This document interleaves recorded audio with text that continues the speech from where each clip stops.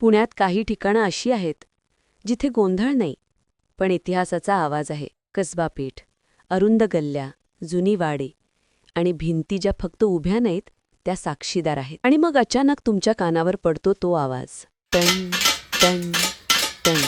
पहिल्यांदा ऐकताना तो फक्त हातोड्याचा आवाज वाटतो, पण थांबून ऐकलत तर जाणवतं हा आवाज नाही, ही लय आहे. ही आहे तांबटाळी. पेशव्यांच्या काळापासून इथे तांब्याला आकार दिला जातोय. 200 वर्षांहून अधिक काळ ही लय थांबलेली नाही. यंत्र नाहीत, कारखान्यांचा गोंगाट नाही, फक्त आग, तांब आणि हातांची ताकद. तांबट समाज इथे स्थायिक झाला.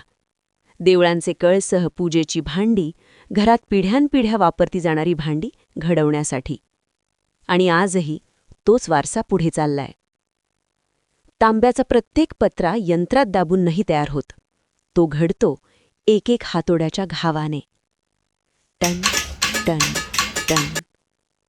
ती लय म्हणजे वडिलांकडून मुलाकडे गेलेलं कौशल्य, पिढ्यानपिढ्यात चालत आलेली कला, काळावर मात करणारी परंपरा. डावीकडे 3 छोटी शेड्स, उजवीकडे 3.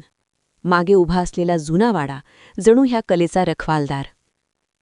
इथे काही दिखावा नाही, कोणतेही मोठे फलक नाहीत, हेरिटेज अनुभव असं लिहिलेलं काहीच नाही. फक्त काम आणि कामातली तल्लीनता. नवं पुणं उंच इमारती बांधतंय, पण खरं पुणं ते अजूनही तांब्यात घुमतंय.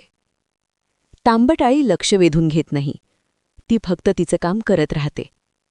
आणि जर तुम्ही थोडा वेळ तिथे उभे राहिलात तर तुम्हाला हातोड्याचा आवाज नाही, काळाचा ठोका ऐकू येईल.